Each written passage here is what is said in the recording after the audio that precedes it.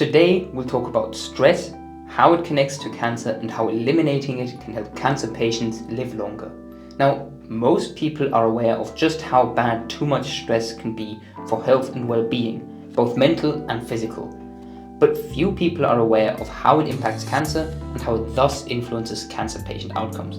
So that's exactly what this video will be about. We'll go over what exactly stress is and where it comes from. We'll talk about how our bodies respond to stress and what changes occur. Then we'll talk about how those changes impact cancer. And lastly, and most importantly, we'll look at what we can do to leverage that knowledge and eliminate stress to live longer. By the way, my name's Cedric and I'm one of the co-founders of Marchwood.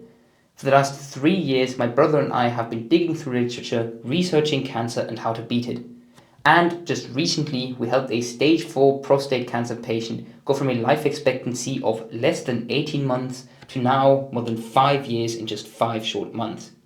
Alright, let's dive into it. The first thing we need to look at is what exactly stress is and where it comes from, because if we want to learn how to avoid it, that's essential. The cause of stress lies with something called stressors. These are events, stimuli, or situations that our brain perceives as dangerous or challenging. Now, this could be anything from getting into a fight with another dude or with another girl, not going to presume, to maybe having to hold a presentation at work or having to go to a job interview. All of these situations can be perceived as challenges by the brain. Now, which situations are how stressful or how strong of a stressor will vary from person to person. That depends on previous experience. For example, if you've had to hold presentations at work for the last 10 years, holding another one might not be as stressful as if it's your first. Or it could vary based on upbringing or maybe even just personality. However, once stimulated by such a stressor, the brain will activate the stress response.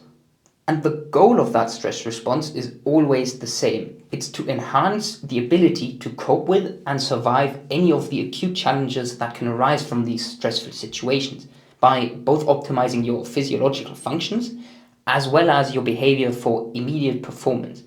Simply put, the stress response is there to make you survive the stressor.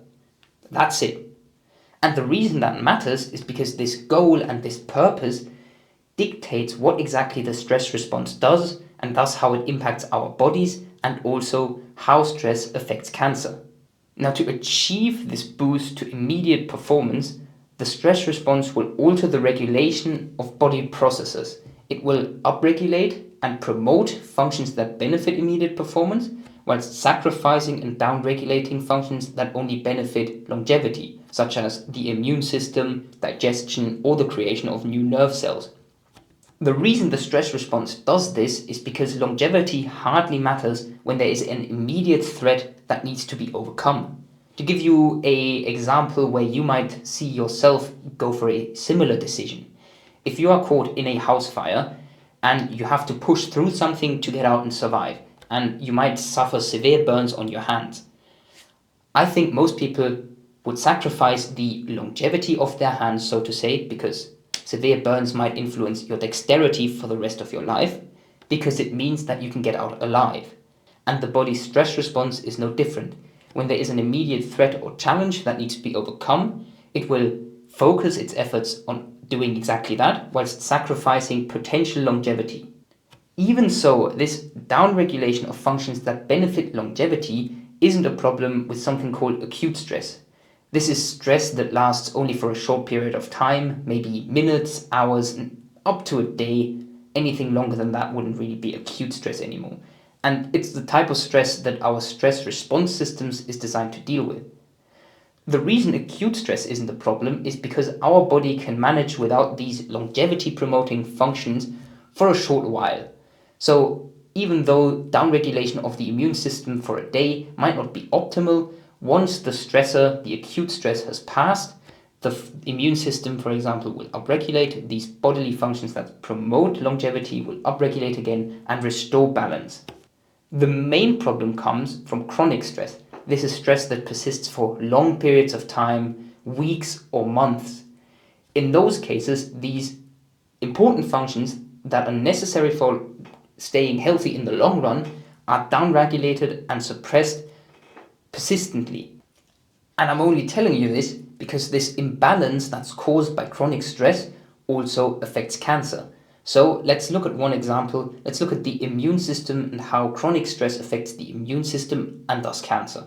The main purpose of the immune system is to protect you from dangers, both external and internal. Now, external dangers would be something like a viral infection or a bacterial infection, whilst internal dangers would mostly be defective cells that pose a danger to you as an organism.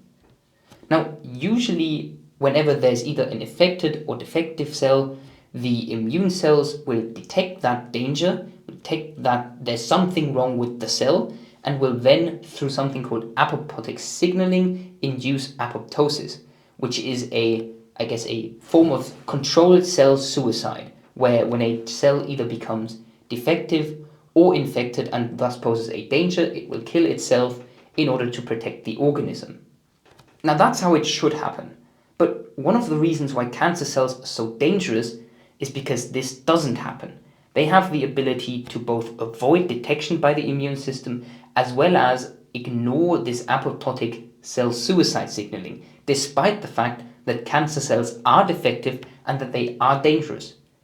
Chronic stress enters the equation by suppressing the immune system, which of course just makes it easier for cancer cells to avoid both the detection as well as the cell suicide signaling, because now the immune cells are both less vigilant and they're less vehement in their apoptotic signaling.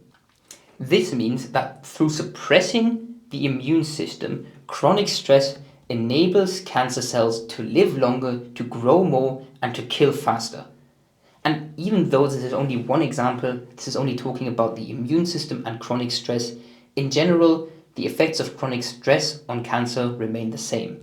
Chronic stress decreases the death rate of cancer cells and increases the growth rate of cancer cells. Of course, this is exactly how cancer cells kill. Cancers kill by growing too fast and uncontrolledly and replacing healthy tissue. So what we would actually want to achieve is the exact opposite. We would want to increase the death rate of cancers and decrease the growth rate of cancer cells, because that way either it only grows slower, but in the best case scenario where we increase the death rate of cancer cells over the growth rate of cancer cells, we can get the cancer to shrink and eventually vanish.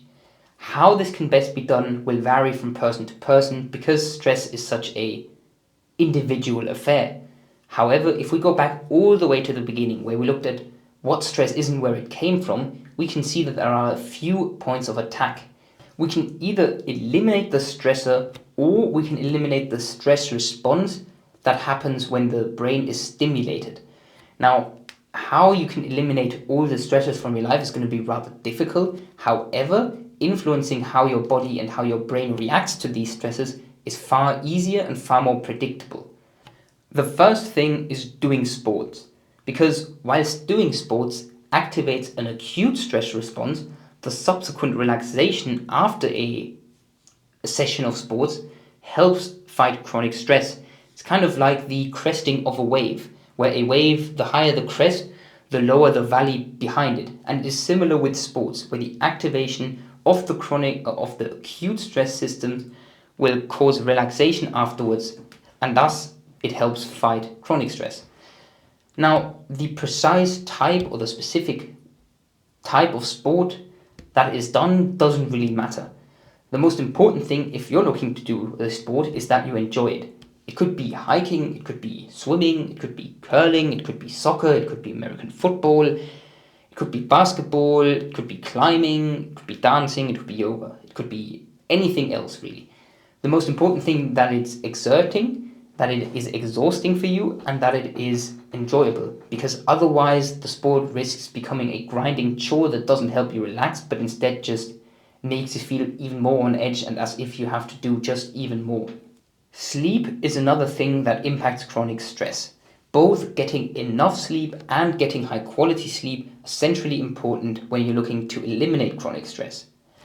How this is best done will once again vary from person to person. Some people prefer falling asleep with a slight bit of light, whilst others prefer no light at all. Some people prefer a bit of white noise, others prefer complete silence.